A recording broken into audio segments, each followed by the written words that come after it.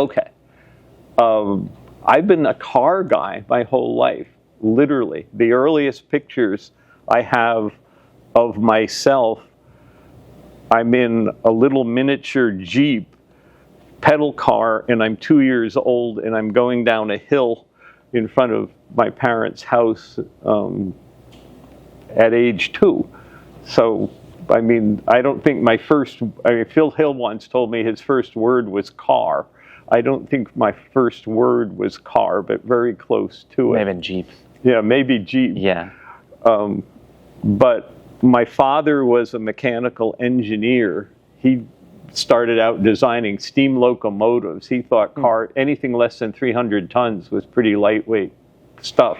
Cool. So he wasn't a car guy, but he was a mechanical guy, an engineer. And he was a big deal at IBM. So what car were you all driving at that time? It was like a my family father car. was convinced that Chrysler had the best engineering. So I like that. We always had Chrysler products when I was a kid. And then my mother got a Morris Minor, not a Mini, but a Morris Minor when I was in high school. And that's what I drove, was my mother's Morris Minor. That was your high school car? Yeah, that was Nice. my high school car. It was essentially, in my mind, an Austin Healey Sprite sedan, if you will. Sure. And I had friends with Austin Healey Sprites, so we could kind of race on equal. And I grew up in Hyde Park, New York, Yeah. Dutchess County. So we grew up in the country, and what we did was go race around on back roads in the middle of the night. I mean, that's kind of all there was to do. Cool. So we did that a lot. So I kind of grew up with this, sports car. I mean, I was in Hyde Park. We were only 30 miles from Lime Rock. So Nice. we went to the opening day at Lime Rock in 1957. I was at the 1959 Formula Libre race that Roger Ward won in a little midget. And 30 years later, I organized the reconstruction of that weekend. We actually had Roger Ward and everybody who was still alive in all the cars that came back to Lime Rock in 1989, and we reconstructed that race. Wow. But I put that all together 30 years later. Anyway, so Let me ask you this as well. You were involved with Car and Driver. Well, so my father was an engineer. I was raised as a little engineer. I had a National Merit Scholarship. I went to Brown University as an engineer.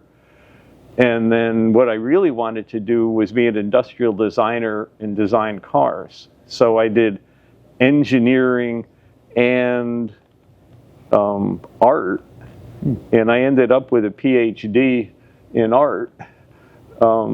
As a sculptor and an art historian. And I was at the Institute of Fine Arts in Manhattan getting a PhD, and Car and Driver had this, every year they had the Car and Driver Reader's Choice poll where you could vote for which cars in different classes you thought were best. In that particular year, if you signed your name at the bottom of your ballot, you had a chance to win a car, which was called J. Edgar Opel, which was an Opel GT that Pat Bedard at Car and Driver had turned into a project car. And the thing that was so bad, it was unsellable. I mean, it was this dreadful car that had oversized tires and wheels and 100 horsepower instead of 98 horsepower. And anyway, it's the only thing I ever won was J. Edgar Opel.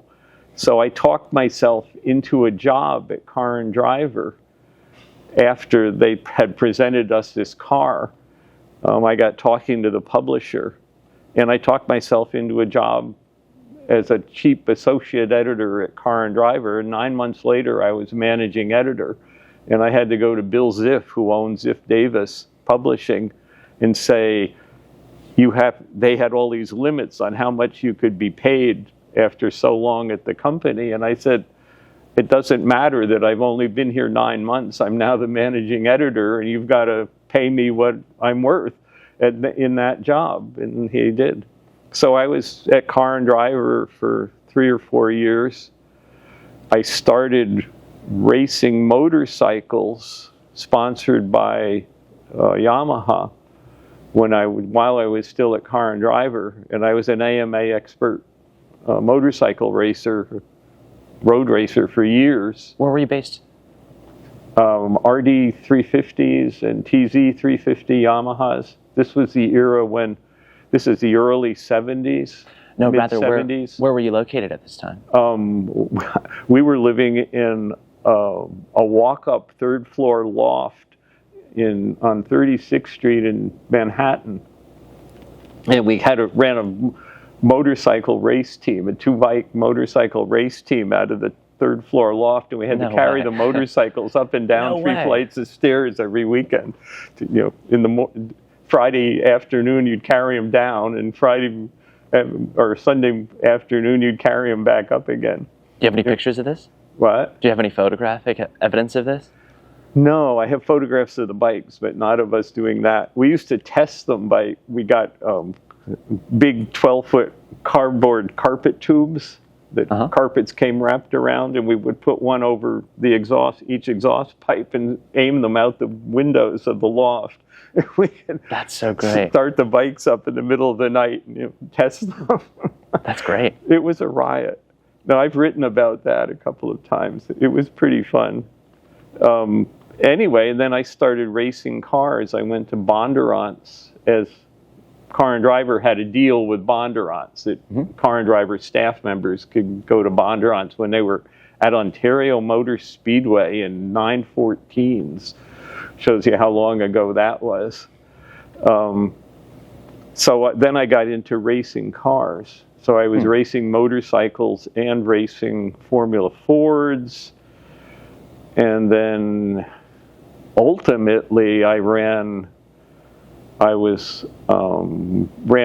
Rally in Mazdas when Rod Millen and John Buffum were the big guns in Pro Rally. And Millen was building the cars, and I ran some pro rallies for Nissan. I ran some for Ford. I had a Mazda RX-7 from Mazda, and I raced that in SCCA for 10 years. I won an SCCA championship in an RX-7, and then after I had left Car and Driver in about 1974. And Jean, and my wife, is an art director, designer, photographer, artist who went to Rhode Island School of Design. So we formed our own company.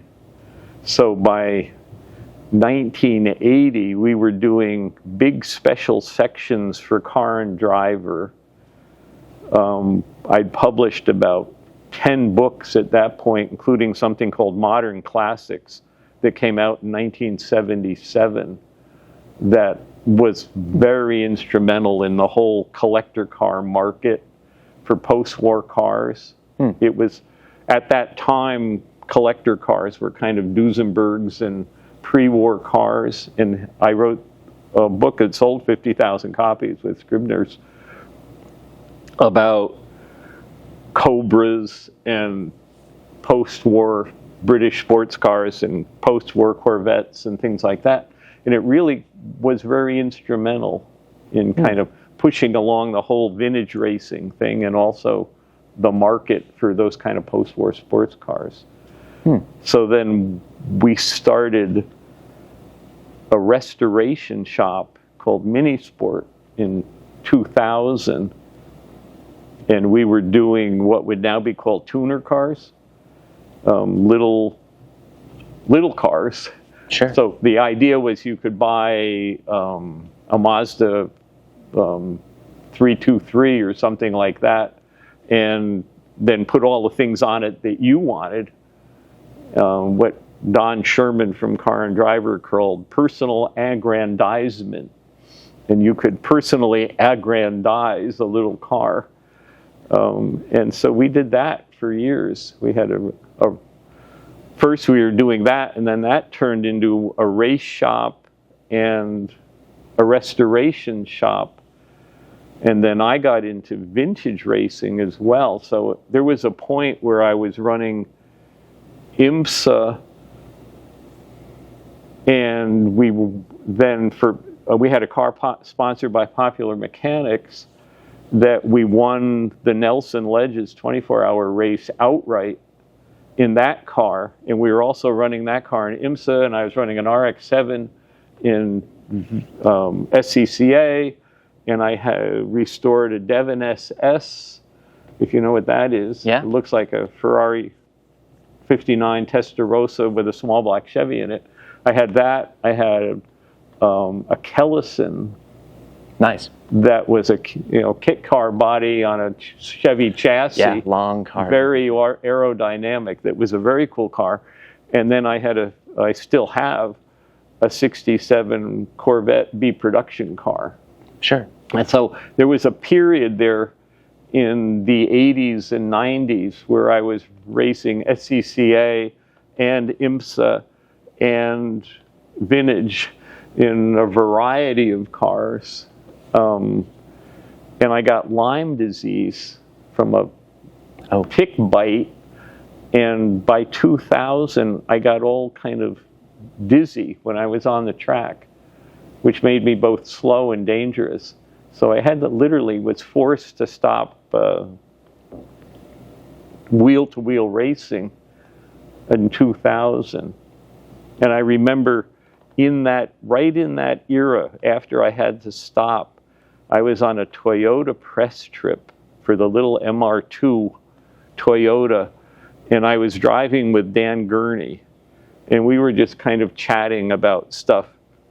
And I was telling him, I just had to stop racing. It wasn't that I wanted to stop racing. I, for a medical reason, had to stop racing. And I said, when you quit racing, actually driving, and kind of became a team manager, do you miss it? And he said, just every day. Oh. And I've always kind of felt that way. Yeah, I miss it. Just every day. I loved it. I loved the racing. And we did all sorts of things. Anyway. You picked up tours shortly after. Yeah. Already in 1991, Gene and I we did 27 books about cars over the years.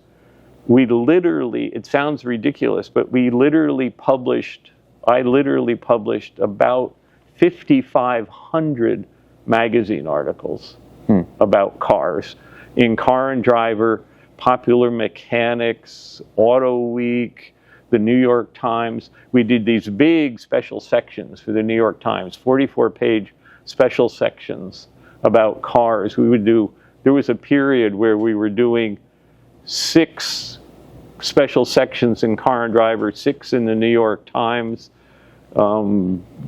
things in USA Today and Auto Week and all sorts of places, simultaneously with doing books and a restoration shop and racing.